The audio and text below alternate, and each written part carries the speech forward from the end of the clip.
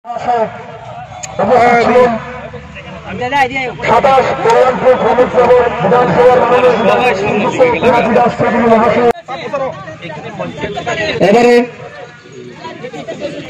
ফিতা কাটার মধ্য দিয়ে নবনির্মিত মাঠের শুভ উদ্বোধন হচ্ছে।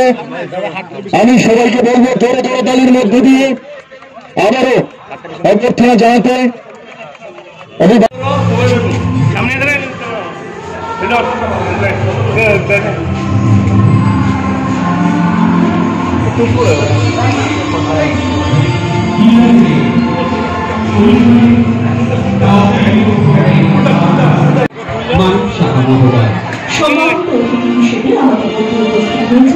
রাজ্যের যুব ও ক্রীড়া বিষয়ক মাননীয় মন্ত্রী মস্তিষ্ক ব্লাড সার্কুলেশন বাড়বে, শরীর ব্লাড সার্কুলেশন বাড়বে, তাতে করে তাদের চিন্তা ভাবনা ইনোভেটিভ আইডিয়া ব্যস্ত থাকবে, অন্য খারাপ দিয়ে যাবে না। তার থেকে আমি যতটুকু বুঝি তাতে করে অনেকটা এই যে ব্লাড ফ্রি ত্রিপুরা আমরা যেটা বলছি সে তার মুক্তি পাবে না।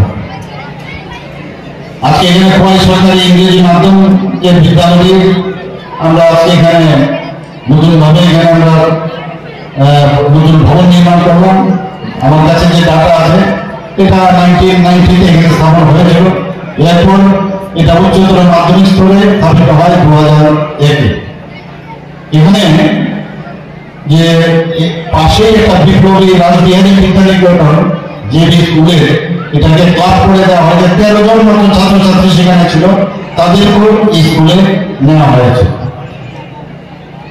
আর শরৎচন্দ্র দ্বাদশ শ্রেণী বিদ্যালয় সেটা বহু পুরনো স্কুল, সেটা 1951 সালে 10 জানুয়ারি এই স্কুলটি প্রতিষ্ঠিত। কালকে আমি সিপাহীজলার বিশ্রামগঞ্জে একটা স্কুল সেখানে নতুনভাবে নির্মিত হয়েছে, সেটা 1946 সালে সেটা প্রতিষ্ঠিত হয়েছে, মানে স্বাধীনতার 1 বছর আগে, এবং সেখানেও প্রায় 1300-র উপরে ছাত্রছাত্রী সেখানে আছে।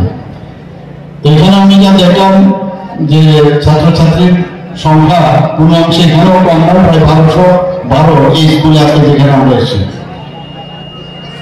তো